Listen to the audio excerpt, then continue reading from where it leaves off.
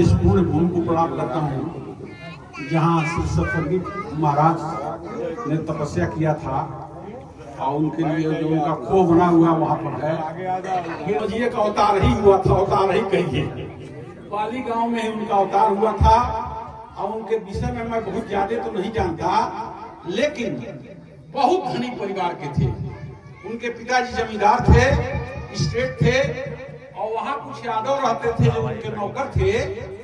वो यादव उनका खेत चरा देते थे, खेत जो उनका था चरा देते थे और उनके पिताजी से आके कहते थे महाराज आपका खेत दुनिया के लोग चरा दे रहे हैं। एक दिन संयोग से करीब 10 वर्ष की अवस्था में सत्संगी महाराज टहलते हुए अपने खेत के तरफ गए। वहां जब गए तो देखा कि वही यादव सब खेत चला रहे थे और उनके पिताजी बड़े सख्त आदमी थे, बहुत कड़ा दंड देते थे। जिसको जान जाते थे हमारा नुकसान किया है तो सत्संगी महाराज को सब सोचे कि जाकर अपने पिताजी से कहेंगे तो मार के वहीं फेंक दिया। अब कहीं पता नहीं चलता था। 3 दिनों के बाद पता चला और जीवित मिले।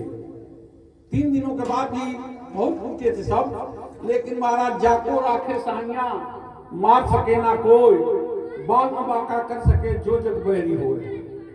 पिताजी चाहते थे कि सत्संगी महाराज नाम बतला दें कि किन लोगों ने कर्म किया था, लेकिन लास्ट आने के बाद पिताजी ने नाम नहीं बताया। और जब पिताजी नाम नहीं बताए तो सत्संगी महाराज से उन्होंने कहा कि जब तुम्हारी बात नहीं मानते हो तो थाने मुकदमा किया। कहा कि चलो वहां पर भी बयान दे दो, नहीं हमसे बतला सकते, तो वहां भी उन्होंने इनकार कर दिया। जो सत्पुरुष होता है, जो महान पुरुष होता है, वही उसका लक्षण है कि अपने कष्ट साले लेकिन दूसरे को दंड दिलाना नहीं चाहता। यह महापुरुष, यह लक्षण था उनकी महाराज। और सत्संगी महाराज जब ऐसा नहीं किया तो पिताजी ने कहा तुम्हारे घर से बाहर निकल जाओ। तो देखिए अभी सौभाग्य है, किसी का लड़का घर से बाहर निकाल दे, किसी का पिता घर से बाहर निकाल दे, हम परमात्मा की तरफ लग जाए तो समझिए कि हमारा भाग्य खुल गया। वही सत्संगी महाराज का भाग्य खुल गया और महाराज घूमते हुए सत्संगी महाराज नाम बोला है। और सब कथा आप सब लोग जानते ही। थोड़े समय महाराज जी ने कहा है इसी खुआ में महाराज जी तपस्या करते थे।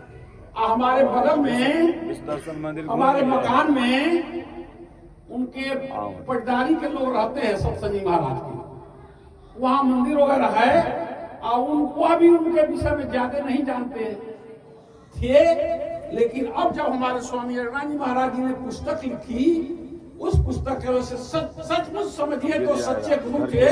और उनके बीच में कहना क्या है तो दरबार बहुत देखे हमने, तेरे जैसा दरबार नहीं। और जब शीश झुकी गुरु चरण में तो जन के सिर पर भार नहीं। दरबार में सच्चे सदगुरु के दुष्गत मिटाए जाते हैं, दुनिया के सताए लोग यहाँ सीने से लगाए जाते हैं।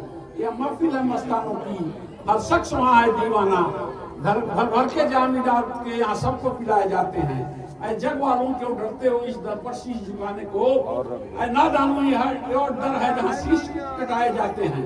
इल्जाम लगाने वालों ने इल्जाम लगाए लाश, मगर तेरी सौगात समझ करके हम सर पर उठाए जाते हैं। इस दुनिया से मैं क्या मांगू, दुनिया तो एक भिखारन है, मैं मांगू अपने सदगुरु से।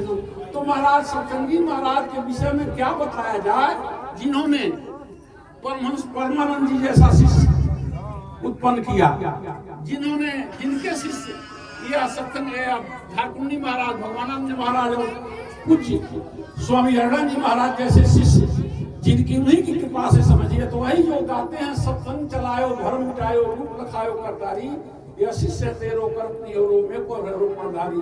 तो बोलिए सतगुरुदेव भगवान की, सत्संगी महाराज की।